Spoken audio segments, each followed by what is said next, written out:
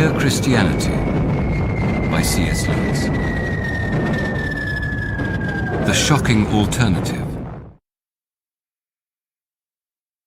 Christians, then, believe that an evil power has made himself for the present the prince of this world. And of course that raises problems. Is this state of affairs in accordance with God's will or not?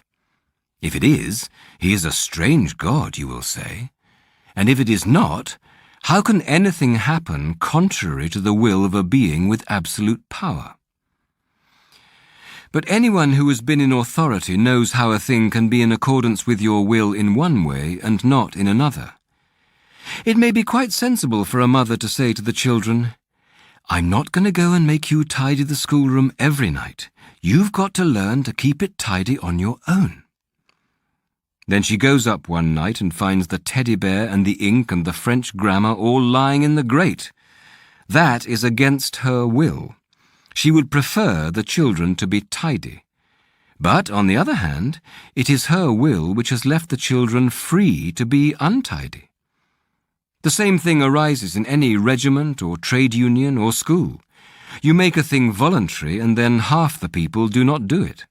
That is not what you willed, but your will has made it possible.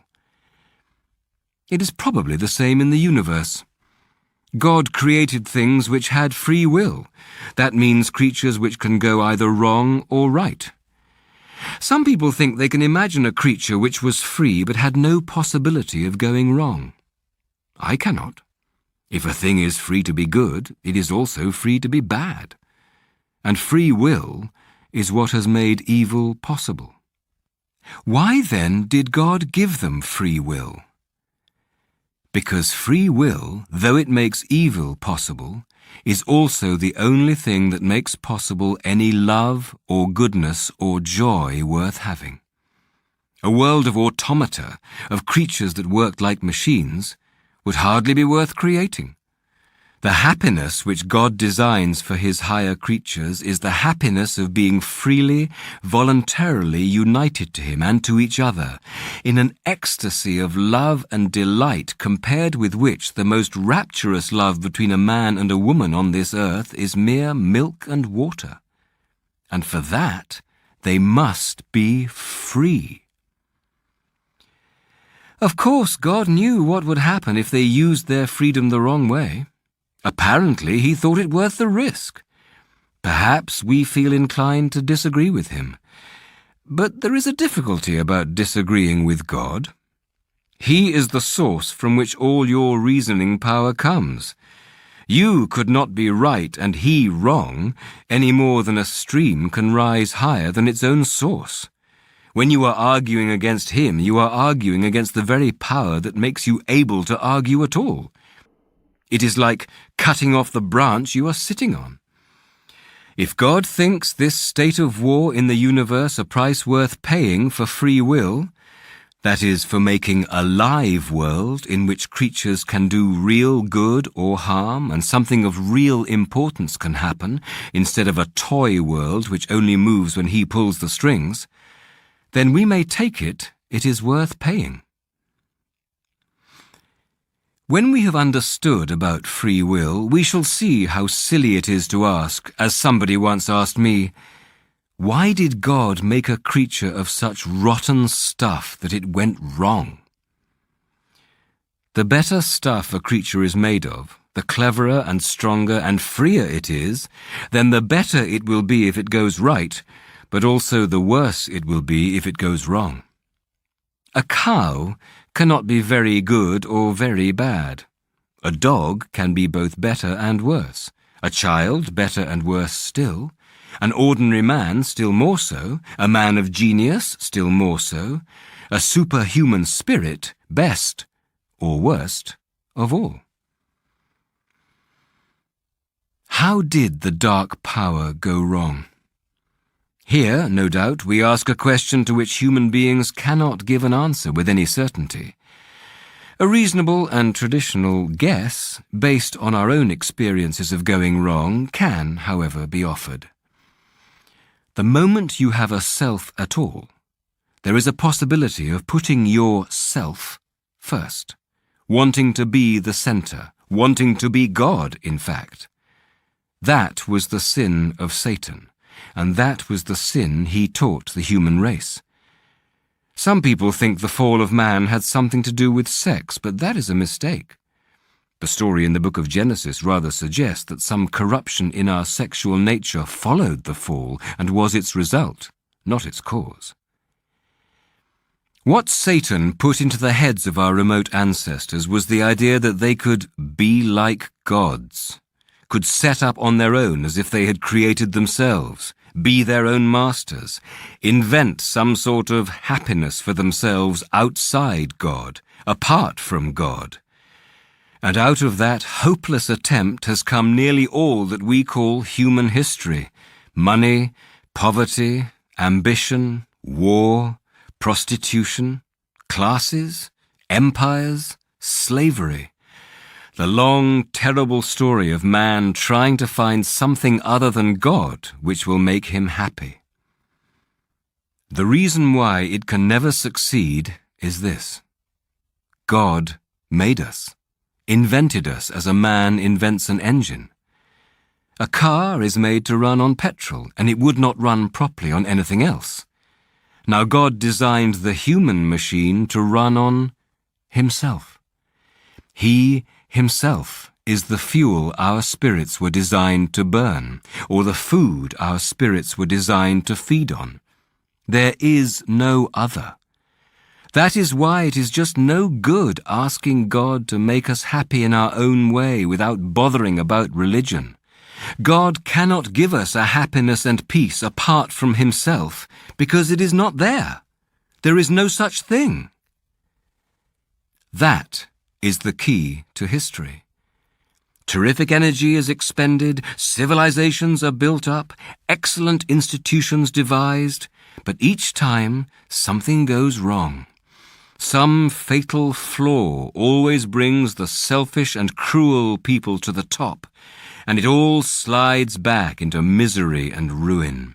In fact, the machine conks. It seems to start up all right and runs a few yards, and then it breaks down.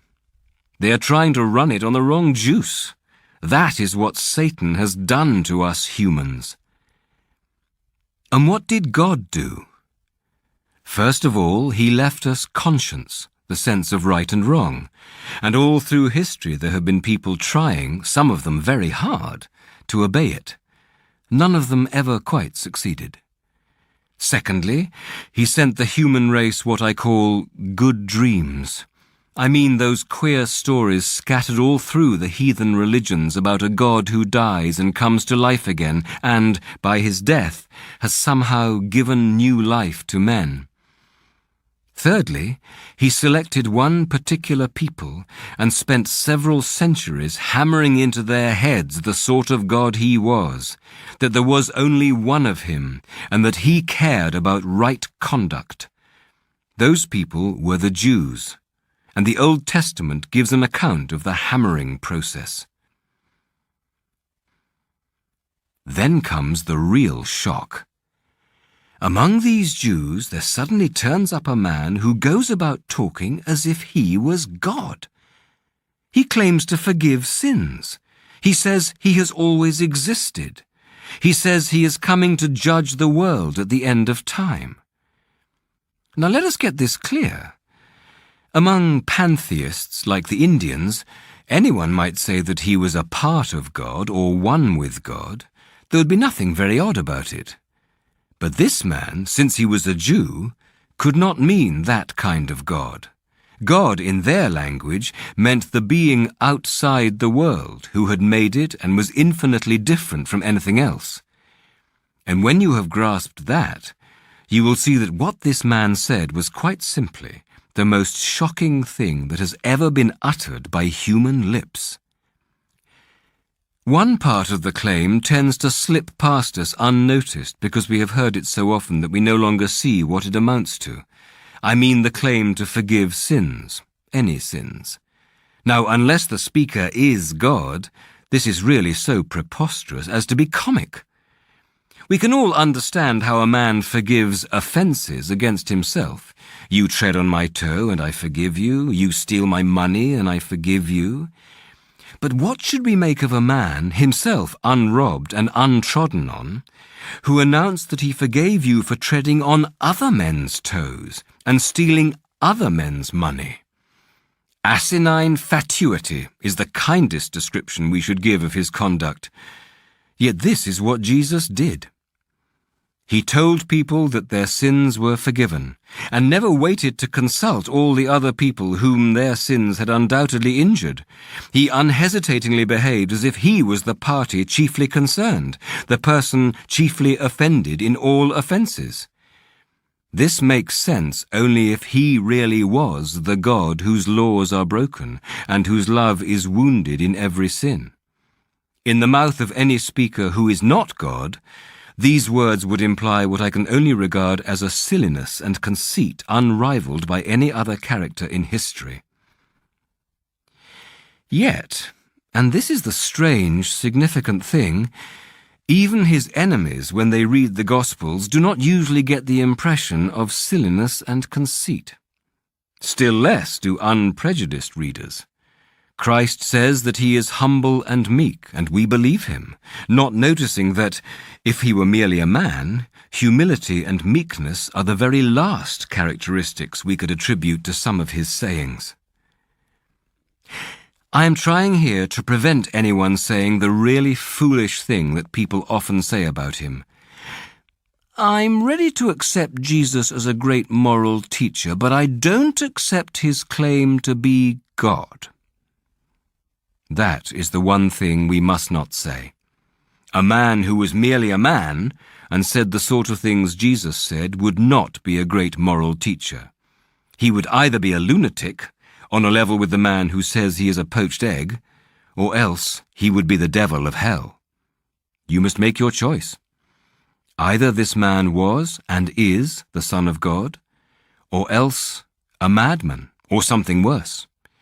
You can shut him up for a fool, you can spit at him and kill him as a demon, or you can fall at his feet and call him Lord and God.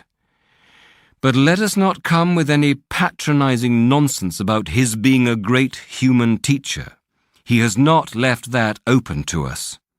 He did not intend to.